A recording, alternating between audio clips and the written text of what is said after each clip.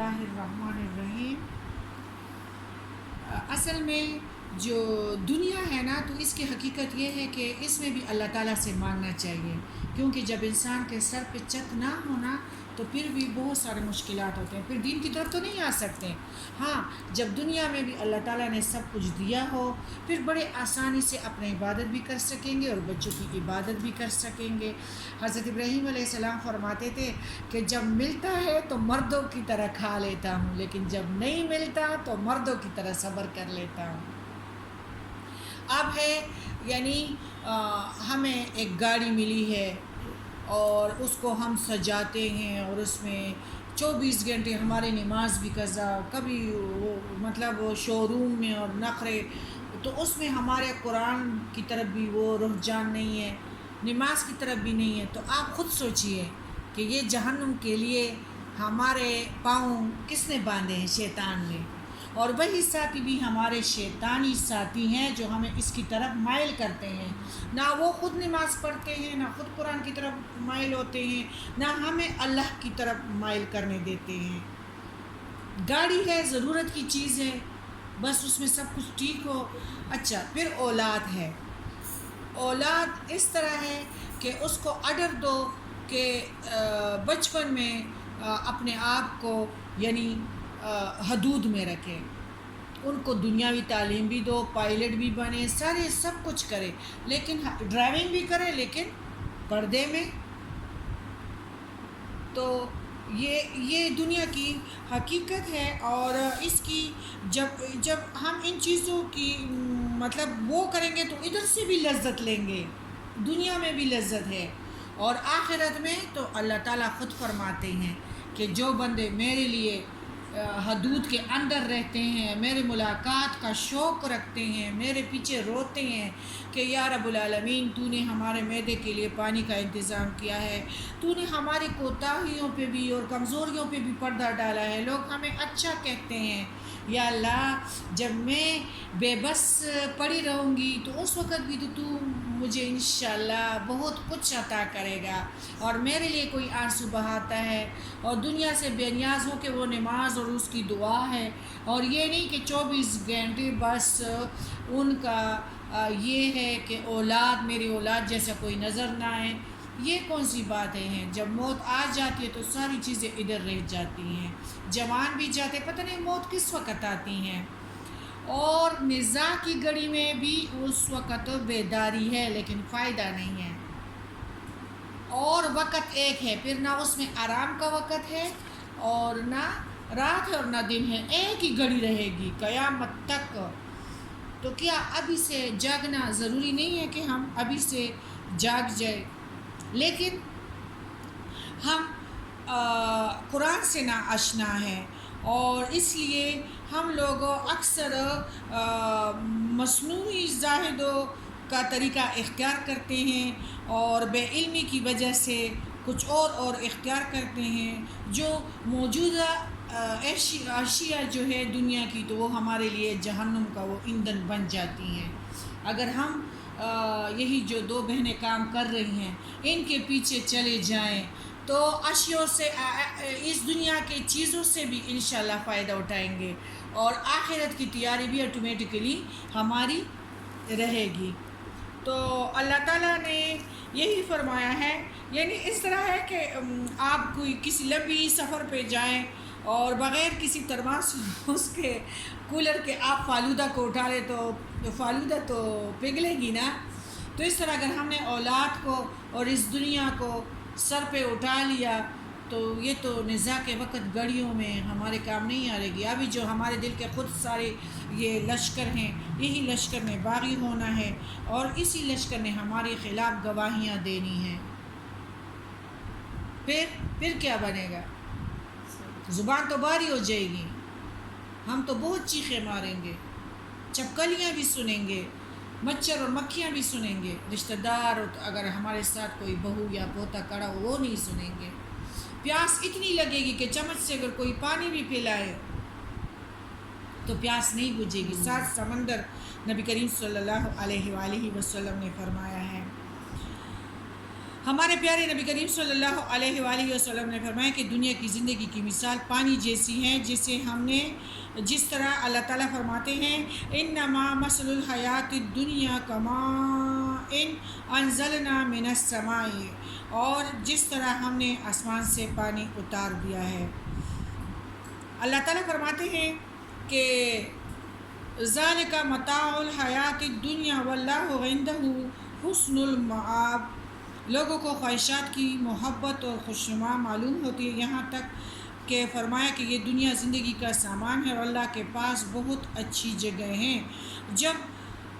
اگر تم لوگ وَمَا الْحَيَاةُ الدُّنْيَا إِلَّا مَتَاعُ الْغُرُورِ، اور دنیا کی زندگی دھوکے کا سامان ہے، ہاں اگر اس کو استعمال کرو گے اور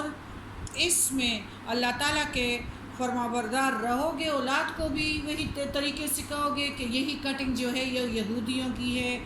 اور ہمارے پیارے نبی کریم صلی اللہ علیہ وآلہ وسلم نے فرمایا کہ جس قوم کی عورتیں بے حیا بن جاتی ہیں تو وہی قوم دوسروں کی غلام بن جاتی ہیں، اور جس قوم کی عورتیں غیرت مند ہوتی ہیں، اس طرح بنو کنعان ہے جو اس طرح آج انشاءاللہ آئے گا کہ ایک عورت کو کہا تھا کہ دیکھو یہ پردہ ہٹاؤ، تو اس نے پردہ نہیں اپنا منہ کو وہ ظاہر نہیں کیا، ایسے وہ لوگ حیا کرتے تھے۔ اور جو قومیں تو کیا براعظموں پہ مسلمانوں کی حکومت نہیں تھی، اب کیوں غلام ہیں؟ تو اس پہ ہم پڑھتے ہیں یہی دنیا کی مذمت ہے کہ اللہ تعالیٰ نے جہاں جہاں رسول بھیجے ہیں، اگر ان لوگوں نے رسول کی بات نہیں مانی تو اللہ تعالیٰ نے اس قوم کو، ادھر صرف فرعون کی بات آ گئی ہے کہ لیکن اللہ تعالیٰ نے عاد و ثمود و شعیب علیہ السلام کی قوموں، سارے قوموں کا اللہ تعالیٰ نے ادھر تباہ اور برباد کا وہ بیان قرآن پاک میں کیا ہے کہ جس نے لا الہ، یعنی اپنے آپ کو نہ الہ بناؤ، نہ کوئی الہ ہے، الہ صرف اللہ ہے، صرف اللہ سے جا نماز پہ مدد مانگو، حسبنا اللہ و نعم الوکیل و نعم المولا و نعم النصیر، وہی عطا کرنے والا ہے، وہی مددگیر ہے، وہی کارساز ہے۔ رب اشرح لی صدری ویسر لی امری واحلل عقدۃ من لسانی یفقہوا قولی، کدأب آل فرعون والذین من قبلہم کذبوا بآیاتنا فآخذہم اللہ بذنوبہم واللہ شدید العقاب۔ اور ان لوگوں کا معاملہ بھی ایسا ہی ہے جیسے آل فرعون کا اور ان لوگوں کا تھا جو ان سے پہلے گزر چکے، انہوں نے ہماری آیاتوں کو جھٹلایا تو اللہ نے ان کے گناہوں کے بدلے انہیں پکڑ لیا، اور اللہ سزا دینے میں بڑا سخت ہے۔ یعنی اللہ تعالیٰ نے خود یعنی خدا کرے جو بھی ہو، اور یہ نبی کریم صلی اللہ علیہ وسلم جب مدینے میں آ گئے نا تو جنگ بدر تو ماشاءاللہ بہت بڑے طریقے سے ان لوگوں نے جیت لی، تو ایسے اس میں ادھر مشرکین مکہ کا ذکر ہے کہ ان کو غرور تھا اپنے مالوں پر، اور پھر کچھ مال جو جائیداد اور کچھ کھجور کے باغات جو مسلمانوں سے رہ گئے تھے تو اس پہ تو ان لوگوں نے قبضہ کیا تھا، اور لیکن اللہ تعالیٰ نے ادھر فرعون کی طرف بھی اشارہ کیا ہے کہ جو بندہ تکبر سے باز نہ آ جائے تو یہ میرے ساتھ دشمنی ہے اور میرے ساتھ کوئی نہیں لڑ سکتا۔ تکبر کرنے والے کس سے لڑتے ہیں؟ اللہ۔ اچھا، اور تکبر والے کس کے دشمن ہیں؟ اللہ کے۔ اللہ تعالیٰ فرماتے ہیں میرے دشمن عزت نہیں پا سکتے۔ کدھر کے لیے برینڈ کا جوڑا اس لیے نہ پہننا کہ میں دو بہنوں میں اگر اللہ نے دیا ہے طریقے سے جاؤ ادھر طریقے سے صلہ رحمی، صحیح باتیں کرو، دوسری سے طریقے سے ملو، کیونکہ تم نے کنسرٹ ساری محفل کے لیے وہی، اگر تمہارے جسم پہ 18,000 کا سوٹ ہے تو تم نے کون سا اور کسی کو دیا ہے؟ اپنا بدن ہی چھپا دیا ہے۔ تو ادھر اللہ تعالیٰ نے ان کے حشر کا کہ مشرکین مکہ کو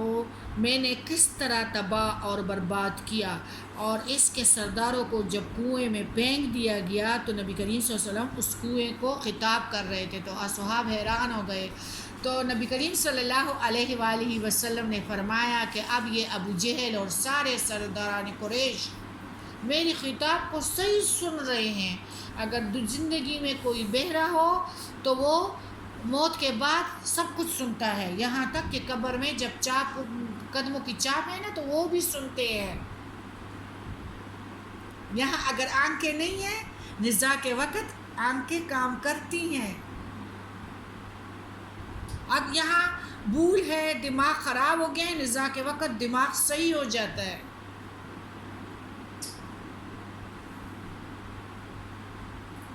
تو اللہ تعالیٰ اگر ادھر فرعون کا ذکر کیا ہے لیکن اشارہ کدھر ہے؟ مشرکین مکہ کی طرف،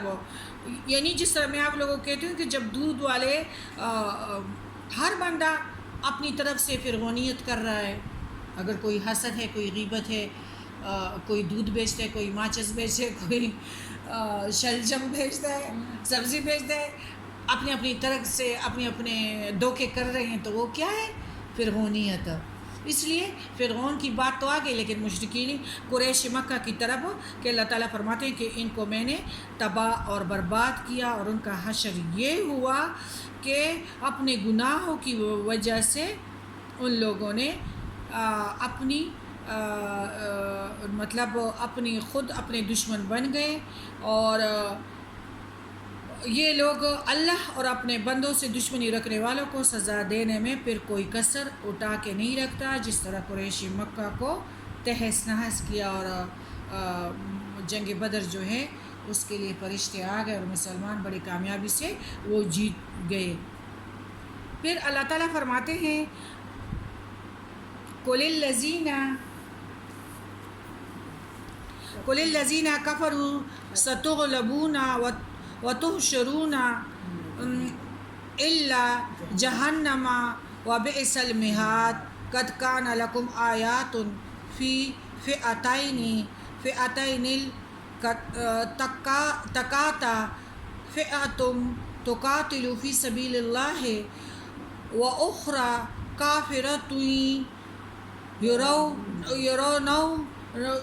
يرونهم مثليهم رأي العين والله يؤيد بنصره من يشاء إن في ذلك لعبرة لأولي الأبصار۔ اللہ تعالیٰ فرماتے ہیں کہ اس دن کو یاد رکھو، یعنی کہ جب یہ لوگ نبی کریم صلی اللہ علیہ وسلم کے لیے اکٹھے ہو گئے، اور ان کے ساتھ یہ تھے کہ ناچ کے عورتیں بھی تھی، شراب بھی تھا، سب کچھ تھا، اور ناچ کے آ رہے تھے،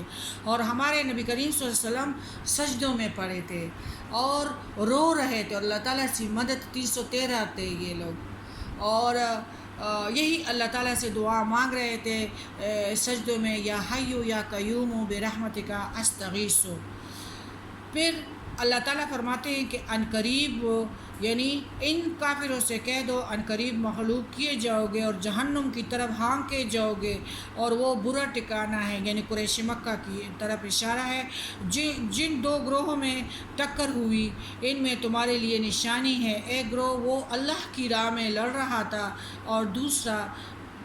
قریش یعنی کافر تھا، یہ ان کی آنکھوں دیکھنے میں اپنے سے دگنا دیکھ رہے تھے۔ اللہ تعالیٰ جب کسی کا مدد کرے تو اس طرح ہوتا ہے، اور اللہ ہی اپنی مدد کے ذریعے جس کو تائید چاہتا ہے کرتا ہے، اور اس کے اندر یقیناً نظر والوں کے لیے عبرت ہے۔ اسی طرح جب یہ لوگ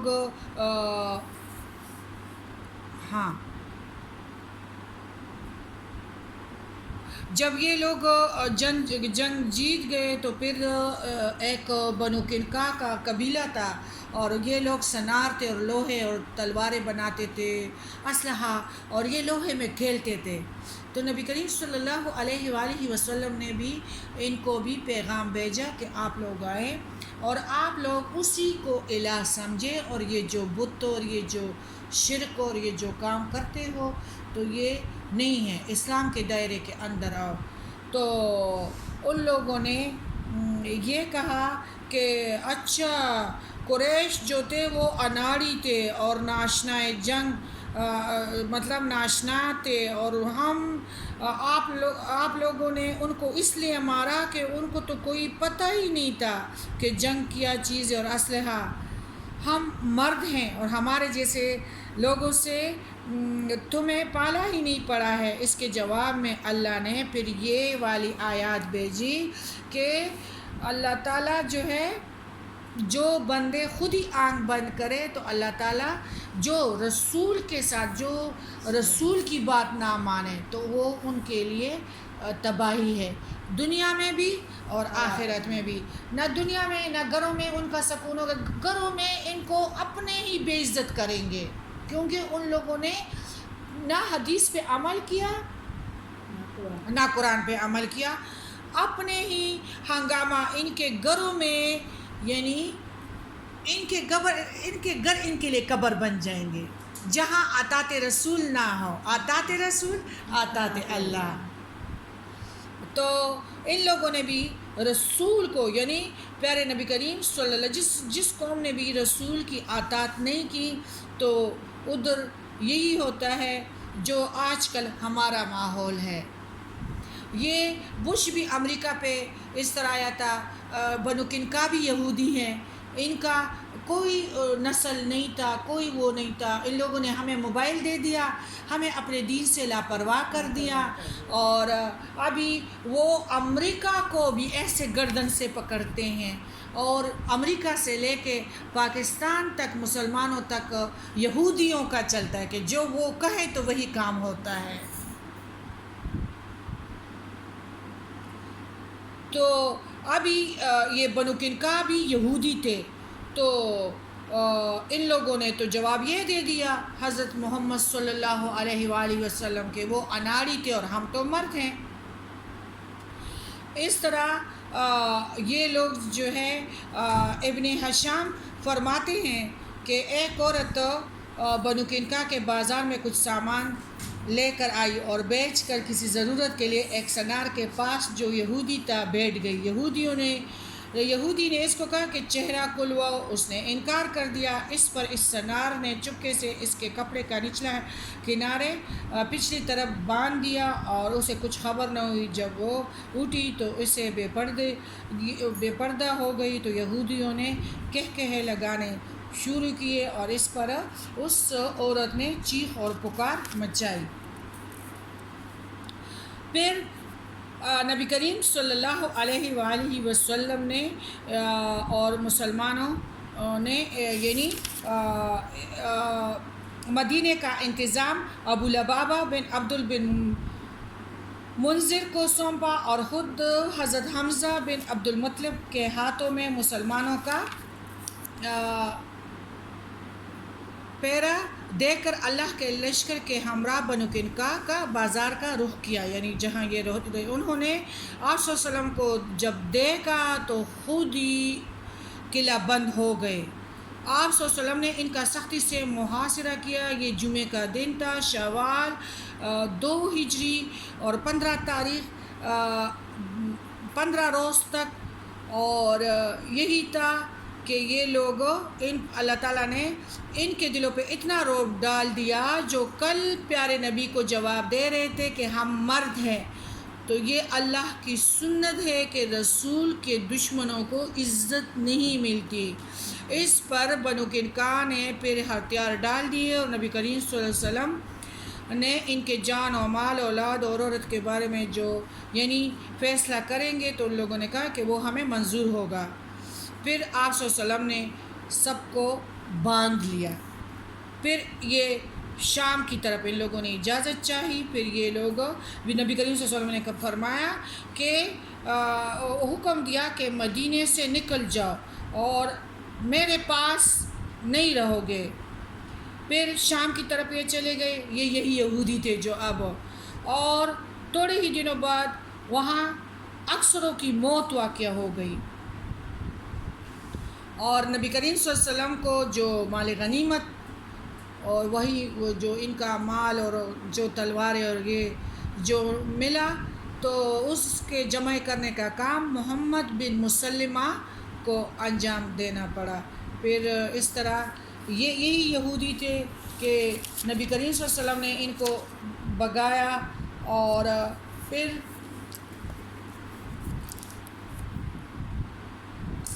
یہی ان کا بنو کنکا کا یعنی جب جلال وطن ہو گئے، اور پھر اس طرح ہوا کہ خیبر کی طرف جا کر دم لیا، پھر بنو نذیر جلال وطن ہوئے تو انہوں نے بھی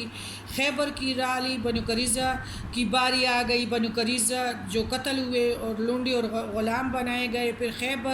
خیبر میں بھی مسلمانوں کے ہاتھوں سے ان کی پٹائی ہوئی، کیونکہ ان میں ایمان تھا۔ اللہ تعالیٰ فرماتے ہیں کہ ایماندار کی وار میں طاقت ہوتی ہے، اور باطل کی وار میں کوئی طاقت نہیں۔ اور پھر کیا ہوا کہ ادھر سے پھر حضرت عمر نے بھی ان کو، پھر کیا ہوا کہ یہ لوگ آ گئے خیبر تک، خیبر میں بھی ان کی پٹائی ہو گئی۔ پھر وہاں آباد رہنے کی درخواست کی، جس پر نبی کریم صلی اللہ علیہ وسلم نے ان کی درخواست کو منظور کر دیا۔ پھر یہ ہوا کہ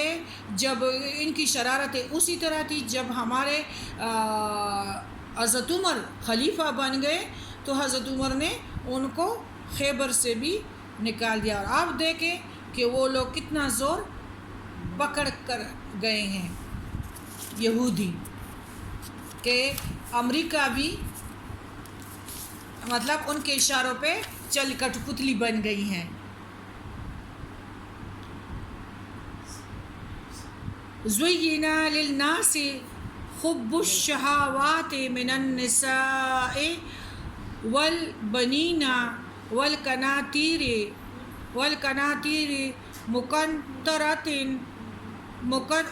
مُقَنطَرَةِ مِنَ الذَّهَبِ وَالْفِضَّةِ وَالْخَيْلِ الْمُسَوَّمَةِ وَالْأَنْعَامِ وَالْحَرْثِ ذَلِكَ مَتَاعُ الْحَيَاةِ الدُّنْيَا وَاللَّهُ عِندَهُ حُسْنُ الْمَآبِ۔ اللہ تعالیٰ فرماتے ہیں